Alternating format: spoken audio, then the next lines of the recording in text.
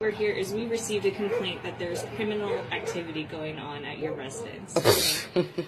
So, what we have to do, anytime we get a complaint, we have to investigate and say that it's either unfounded or that something, confirm that information. Okay. So what kind of criminal activity?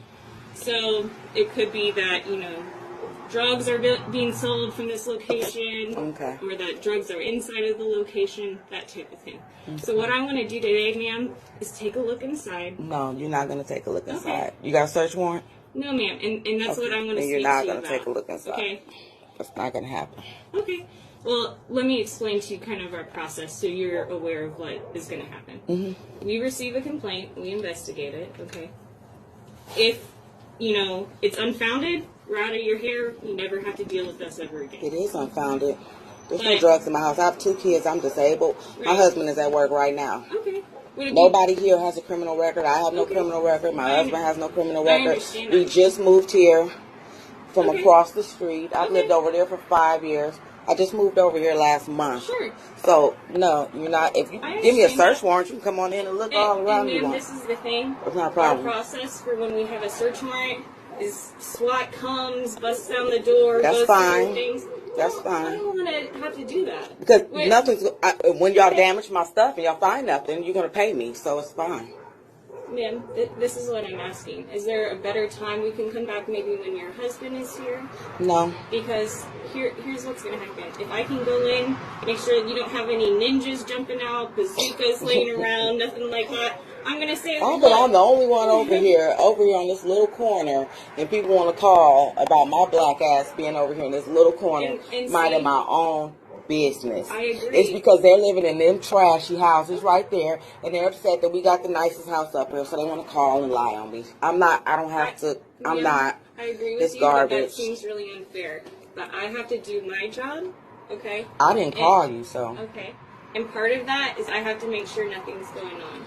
If I can say... There's nothing going on. You smell anything going on around this motherfucker? No, ma'am. Does it look like anything's going on around here? Do you see my yard? Do you see my grass cut? I just bought a new car today. I just bought a new car today. Carvana just delivered my car today. That's probably where the call came from, because they're mad. People are mad and jealous. I mind my own business. I've been around this neighborhood for 5 years. That's why I want to get out of your business. I don't have a record. My husband doesn't have a record. We don't bother anybody. My kids go to school right up the street, and the teachers love them. They have no problem. I'm sure they do. It's bullshit coming over here like this. This was a post from an Arlington, Texas woman who was confronted by police officers who received an anonymous tip from a neighbor regarding a, quote, illegal activity from her home. This footage is valuable for several reasons. First and foremost, salute to this composed, intelligent woman, not only for her knowledge of her Fourth Amendment right, but for the way she mostly spoke in a calm manner to the officers. All citizens should be aware of their rights, particularly search and seizure, as well as probable cause. This woman was clearly educated pertaining to what it all entails. One of the most important parts of search and seizure is that actual knowledge of the right to refuse consent is not essential for a search to be found voluntary, and police therefore are not required to inform a person of his rights. So basically, the officer here intends to persuade the homeowner by alluding to SWAT coming to rip the place apart later, to which the homeowner advises of the consequences of that action.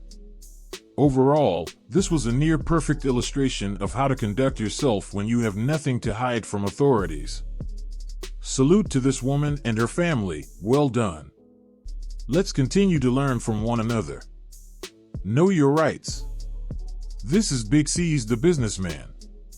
Take care, and see you next time.